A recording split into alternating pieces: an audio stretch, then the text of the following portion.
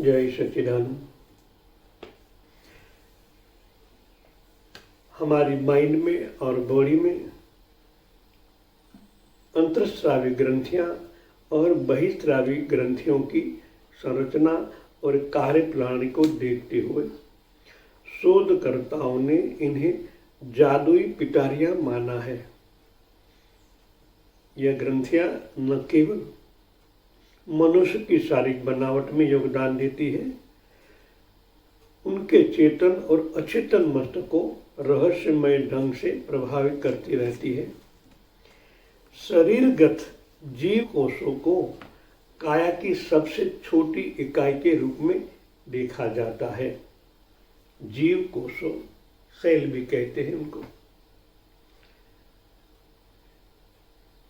वैज्ञानिक भाषा में उनको सेल कहते हैं।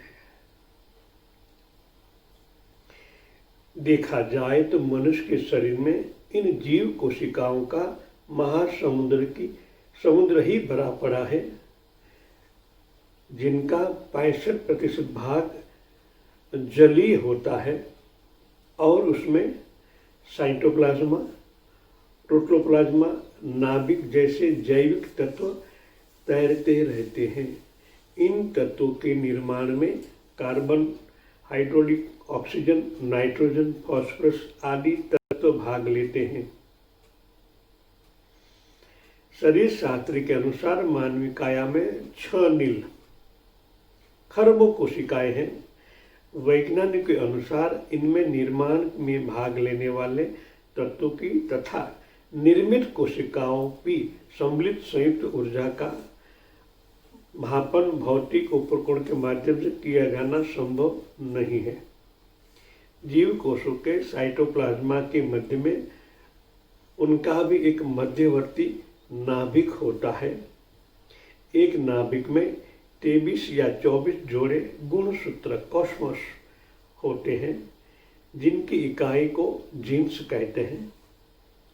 वैसे प्रत्येक जीव कोश में कुल जीन्स की संख्या 5000 से 1,20,000 जोड़े गिने गए हैं।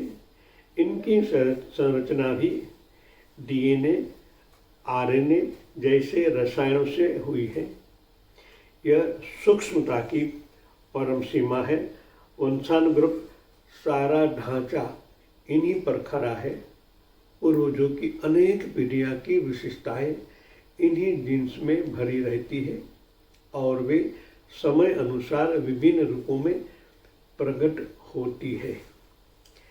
विज्ञान ये जानता है और वैसे ही हमारा डीएनए के अनुसार हम जीवन को चलाए रखते हैं। कहते हैं ना कि भाग्य पहले से बन जाता है, विधाता भाग्य पहले से बना देती है। तो ये जीव कोशों के अंदर, डीएनए के अंदर उनके पिछला जन्म 25% माँ बाप और 50% हम हैं।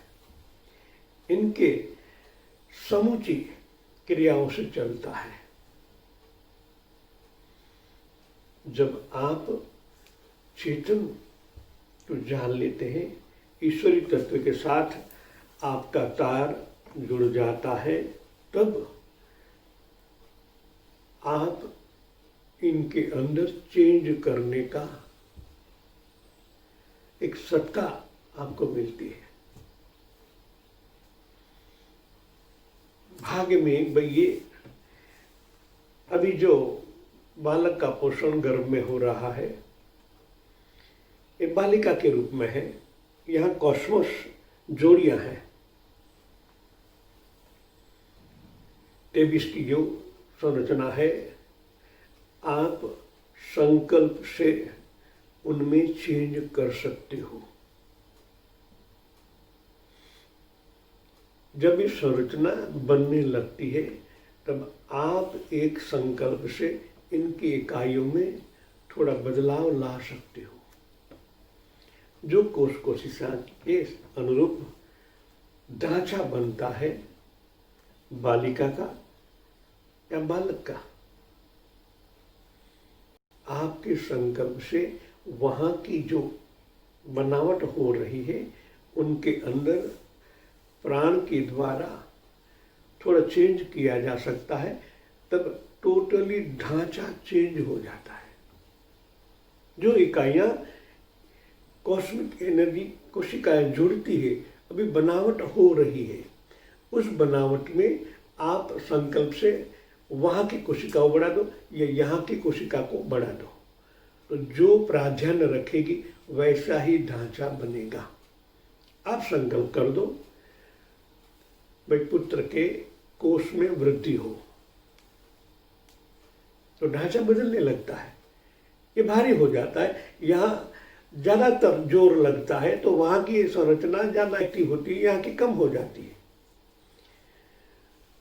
तो आप भाग्य विधा के रूप में आप चेंज कर सकते हो। ये विधान प्रैक्टिकल हुआ है और आगे और भी अच्छी तरह होगा। दृश्य रूप में यही प्रतीत होता है कि माता पिता की बालक को जन्म देते हैं तो संतान को उन्हीं के अनुरूप होना चाहिए, पर इस मान्यता को जीन्स में संग्रहित अनेक माता पिता की पीढ़ियों का उत्तराधारी जब पीछे पीछे चलता है तो उस मोटी मान्यता में कई बार असाधारण व्यवधान भी उत्पन्न होते हैं और संतति की विलक्षणताएं अजीब ढंग से दृष्टिगोचर होती हैं। इन्हें आध्यात्मिक भाषा में पूर्व जन्मों के संग्रहित संस्कार भी कहते हैं।